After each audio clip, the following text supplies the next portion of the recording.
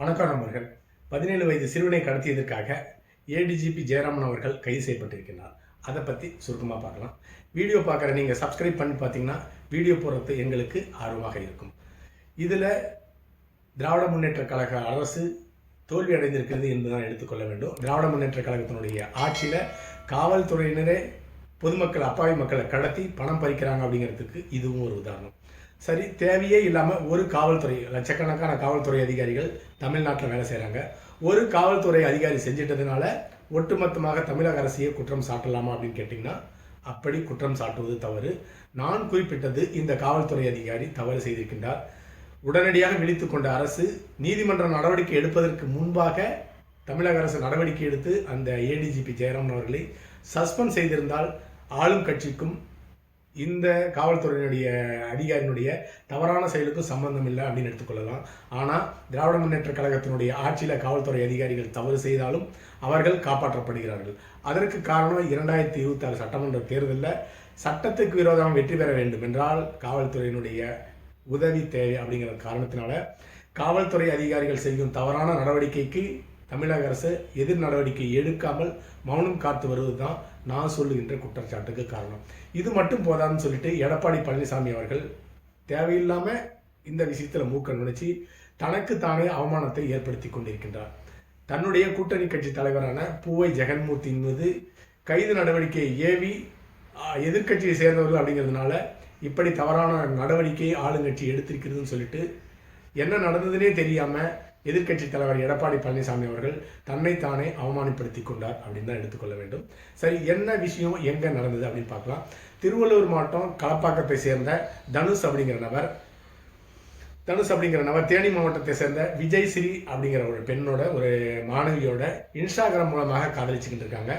ஒரு கட்டத்தில் அந்த மாணவி தன் வீட்டை விட்டு வெளியேறி களப்பாக்கத்தில் சென்று காதலனை சந்தித்து தன்னை திருமணம் செய்து கொள்வதற்காக கேட்டுக்கொள்கிறார். அதற்கும் அந்த நபரும் ஏற்றுக்கொண்டு வீட்டினுடைய எதிர்ப்பை மீறி 2 பேருமே திருமணம் செய்து கொள்கிறார்கள்.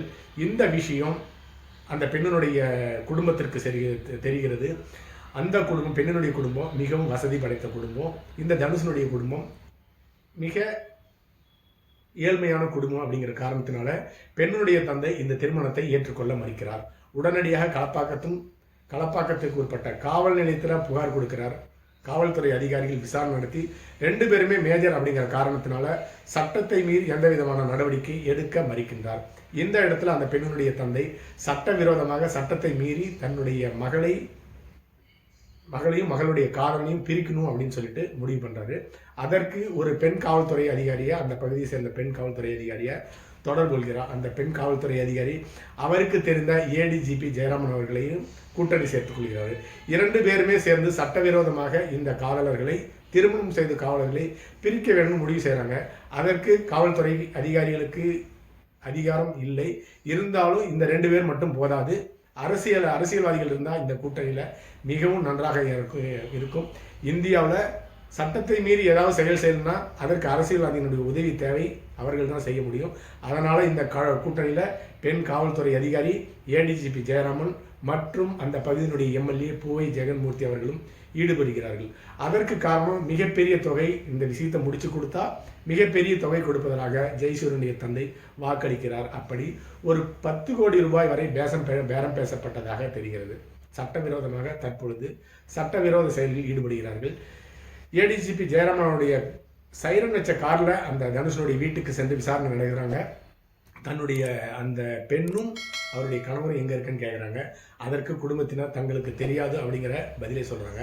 அதன் காரணமாக தனுஷனுடைய 17 வயது நிரம்பிய அந்த அவருடைய தம்பியை ஏடிஜிபி அவர்களுடைய காரில், சைரன் வச்ச காரில் அழைத்து செல்கிறார்கள் விசாரணைக்கு. அது விசாரணைக்கா கடத்தலா அப்படிங்கிறது, கடத்தலா அப்படின்னு கேட்டிங்கன்னா கடத்தல் என்று தான் எடுத்துக்கொள்ள வேண்டும். ஏன் அப்படின்னு கேட்டிங்கன்னா, ஒருவரை விசாரணைக்கு அழைத்து செல்லும் பொழுது அந்த பகுதி காவல் நிலைய எல்லைக்குட்பட்ட காவல்துறை அதிகாரிகள் வந்து தான் விசாரணைக்கு அழைத்து செல்வார்கள். ஆனால் ஏடிஜிபி ஜெயராமன் அந்த பகுதி கட்டுப்பாட்டுக்குள்ள அவர் பணியாற்றவில்லை. அதனால் தன்னுடைய ஜீப்பில் விசாரணைக்காக அழைத்து செல்லப்பட்டிருக்கிறார். அதனால் இது கடத்தல் என்று எடுத்துக்கொள்ள வேண்டும். அடுத்ததாக அந்த காவல்துறை வாகனத்துறை நம்பர் வச்சு அவருடைய குடும்பத்தினர் அந்த பகுதி காவல் நிலையத்திற்கு சென்று தன்னுடைய மகனை எங்கே விசாரணைக்காக அழைத்து சென்றிருக்கீங்கன்னு கேட்கும் பொழுது, நாங்கள் உங்களுடைய மகனை விசாரணைக்கு அழைத்து செல்லவில்லை, நாங்கள் அழைத்து செல்லணும்னு சொல்லணும்னு, சரி இது யார் அழைத்து சென்றிருக்காங்கன்னு சொல்லிட்டு காவல்துறை அதிகாரிகள் அந்த வாகன எண்ணை வைத்து பார்க்கும் பொழுது ஏடிஜிபி ஜெயராமனுடைய வாகனம் என்று தெரிகிறது. உடனடியாக காவல்துறை அதிகாரிகள் உயர் அதிகாரியாக இருக்கின்ற நேர்மைக்கு பெயர் பெற்ற ஐஜி அஸ்ராக்கர் அவர்களுடைய நாலேஜுக்கு இந்த விஷயம் எடுத்து சொல்லப்படுகிறது. எவ்வளவு பெரிய ஆளாக இருந்தாலும் உடனடியாக சட்டப்படி நடவடிக்கை எடுக்கக்கூடிய காவல்துறை அதிகாரி தான் அஸ்ராக்கர் அவர்கள். உடனடியாக இந்த குற்றவாளிகள் மீது நடவடிக்கை எடுக்க உத்தரவிடுகிறார். அதன் பேரில் அந்த பகுதியினுடைய எம்எல்ஏ பூவை ஜெகன்மூர்த்தி அவர்களை கைது செய்வதற்காக அவருடைய வீட்டுக்கு காவல்துறை அதிகாரிகள் செல்லும் பொழுது அவருடைய ஆதரவாளர்கள் 300க்கும் மேற்பட்டவர் ஒன்று கூடி அவருடைய கைதுக்கு எதிர்ப்பு தெரிவிக்கிறாங்க.